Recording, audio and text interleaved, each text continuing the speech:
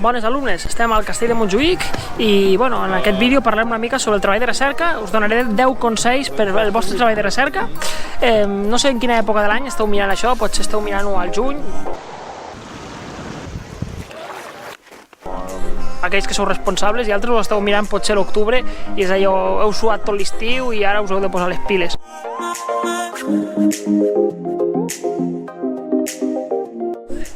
Una alumna per xarxes socials l'altre dia em preguntava: Albert, dona'm idees pel treball de recerca. Bé, si jo t'hagués de donar idees pel treball de recerca, doncs un seria, per exemple, el Castell de Montjuïc, que és una passada i té un munt d'història, però l'important és que trobis el teu tema, el tema que a tu més t'agradi, sobretot perquè dedicaràs uns quants mesos del teu temps a investigar sobre això.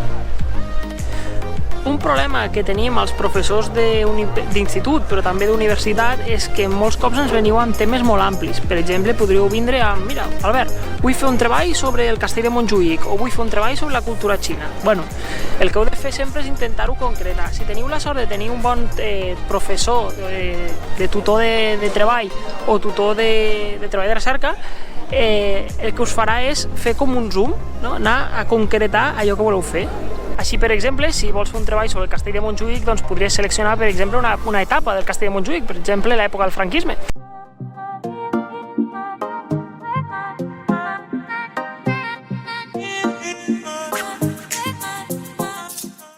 Ara tens un tema, no?, per investigar, perfecte, doncs el Castell de Montjuïc. Anem a concretar i una forma de concretar-lo és pensar dues preguntes que tu vols contestar en aquest treball. Una d'elles és, potser, per què aquest castell està aquí a dalt? O de què servia aquest castell? Això et pot plantejar, per exemple, dues respostes, que seran les teves hipòtesis del treball. Una hipòtesi de per què està aquí dalt és: mira, doncs jo si miro aquí darrere meu, doncs me n'adono que es veu tota la ciutat de Barcelona. Si tu el que vols fer és controlar les manifestacions i revoltes que poden haver-hi a Barcelona, doncs una forma de controlar-ho és posant els canons aquí a dalt. Que si la resposta que tu has plantejat no és del tot certa, no pateixis, perquè una hipòtesi inicial és això, una resposta sense haver investigat res abans. Els primers homínids, imagino jo, quan van veure que hi ha un llamp, es deurien pensar que és l'actuació d'un déu o d'un monstre. Cap problema, clar, ells partien d'una hipòtesi que després científicament no investigaven. Sucedió por casualidad una mañana en la que iban de caza. El tuerto iba el primero. No sabemos qué mosca le picó. Quiso acercarse a ese animal. Y todo el mundo sabe que no hay que hacerlo. Pero como este era pequeño, quiso acercarse para ver si podía matarlo. Perquè, clar, a mesura que investiguis, te n'adonaràs si aquesta hipòtesi que tu tens és certa o no, i això és el que es reflexarà al final del treball, a la conclusió, en el qual diràs: a l'inici pensava això i amb la investigació he arribat a aquesta conclusió. Tenim un sistema educatiu que és el que tenim i molts cops els profes us diuen: va, fes un treball sobre la cultura del barroc. Que guai, copio i pego, ja està, treball fet. O a vegades feu algo más fino, que és entrar a Wikipedia i agafar les paraules i modificar-les una mica, com si no ho notéssim, no? Jo vaig tindre un alumne que em va fer servir la paraula estratificació. Vosaltres penseu que aquest nano sap el que vol dir estratificació?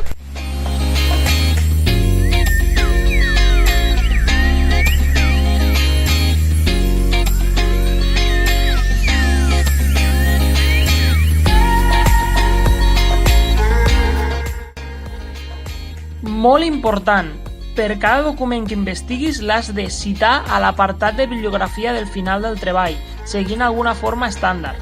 Per exemple, per citar un llibre pots fer això. Per una pàgina web, això. Tens un exemple de formes de citar a la caixeta de descripció d'aquest vídeo, però si ets de ciències també et recomano molt que miris un altre enllaç que us he deixat a baix. També al peu de pàgina del treball, és a dir, a sota d'on escrius, hauries d'afegir la mateixa informació que tu poses a la bibliografia, però resumida. En aquest cas, per exemple, seria això. Seria el treball, imagineu-vos una part explicada, i tenim un llibre que volem incorporar, no? Doncs ens anem a l'última pàgina, a la bibliografia, i la introduïm al lloc on alfabèticament hauria d'anar, és a dir, després de... a la C, no? Això és per posar una sangria, és a dir, per poder anivellar-ho, una sangria en res d'alcohol, d'acord? La deixaríem aquí i pujaríem, per exemple, a la part del treball on parlem d'aquest llibre i no cal que tornem a escriure a sota tota la referència, sinó una referència resumida. I aquí anirem al final de la frase, insertar nota al pie de pàgina i voilà, se'ns genera això. I ara fiquem la versió reduïda de la referència del final.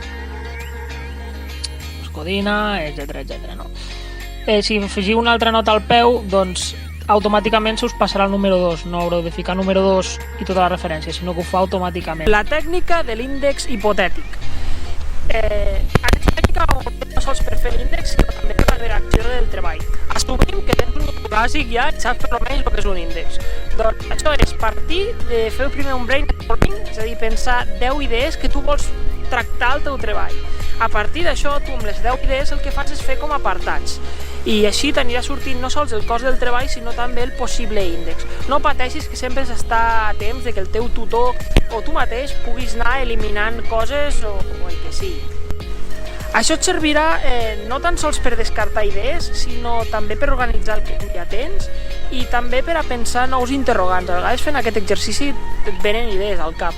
I especialment per a no liar el lector. El contingut que tu escriguis estarà organitzat en paràgrafs, que a vegades poden ser els mateixos punts que tu has escrit, i aquesta tècnica, ja et dic, no et serveix sols per l'índex i el cost del treball, sinó també per cada apartat. Tu pots anar a fer un guió previ. Revisa el format del treball que demanen al teu centre. Cada institut és un món, cada universitat és un món i per tant hi ha uns apartats, unes formes de presentar el material diferent a cada lloc. Al col·legi on jo vaig estar abans hi havia, per exemple, 2 de requisits importants. El primer, que les pàgines estiguessin numerades i que el text estigués justificat. També pensa que a cada paràgraf hi ha d'existir una idea, un concepte, un apartat, només un. Què feia jo quan tenia la teva edat? No? Doncs feia diverses coses. Imagina't que jo estic en la teva situació i he de fer un treball sobre el castell de Montjuïc. El que faria és, primer de tot, buscar altres treballs de recerca o altres treballs de la universitat que parlin sobre el castell de Montjuïc.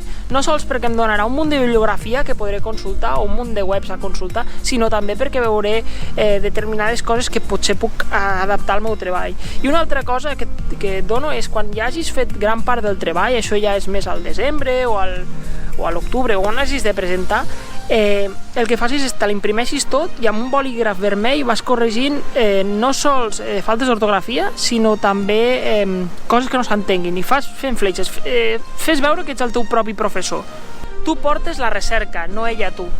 Fa uns anys, un profe de la universitat, que es deia Roberto Fernández, ens va donar un consell que a mi se'm va quedar marcat, que era, tu quan vas a investigar l'arxiu, no és l'arxiu que et porta tu, sinó ets tu el que porta l'arxiu. Això vol dir una cosa, pareu ja, si us plau, amb les maleïdes enquestes de Google Drive, perquè a vegades el que passa ja és que la gent ho explica la seva vida en vers. Com que no heu pensat quines preguntes voleu contestar amb l'enquesta aquesta de Google Drive, doncs la investigació se us acaba anant. No veus que així estalvies molt més temps? Ja d'entrada, el fet de seleccionar quines preguntes vols obtindre de la gent que entrevistes et servirà de conclusió per a parlar sobre per què has fet aquest tipus de preguntes. I no tot això, tu deixes molt camp lliure, el que trobaràs és que molts cops la majoria de material que obtens d'enquestes no et servirà pel teu treball. Normalment el que es fa, si has d'afegir tu una imatge o un mapa, és, per exemple, afegir una cosa que se'n diu annex o addenda. El que es fa és un apartat final del treball en el qual tu poses, i al propi treball poses imatge 1, i llavors aquell que vol veure la imatge se'n va al final del treball i veu, imatge 1, doncs era això el que parlava del treball. Fes-te un eix cronològic de com organitzaràs el teu treball. Això vol dir que ara, imagina't, competiu amb vídeos de gatitos de YouTube. No, you get out. D'acord? I competiu amb moltes coses que us trauran temps. Per tant, és molt important que el que feu és organitzar-vos quines coses voleu fer abans de l'estiu o abans d'una determinada data. Us recomano una aplicació de mòbil que es diu Wunderlist. També es pot fer llistes, és per fer llistes compartides o llistes individuals amb un munt de coses. Per exemple, si estàs a l'estiu i has d'acabar l'índex, doncs índex. Arriba l'estiu, l'he fet, clic, el marco. Fins aquí hem parlat de les parts del treball, però no hem explicat quines preguntes o quines coses han d'explicar a la introducció i a la conclusió.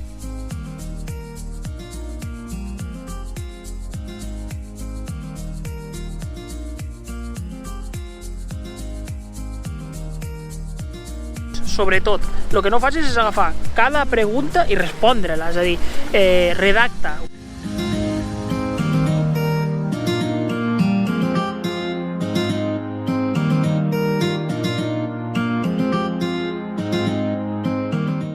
Us deixo a la descripció alguns enllaços per fer amb consells sobre com fer enquestes, com fer entrevistes, etc. Sinó també un consell que us puc donar és que a la biblioteca hi aneu. Agafar un llibre no us farà mal, no he vist ningú que li agafi un atac epilèptic per llegir un llibre.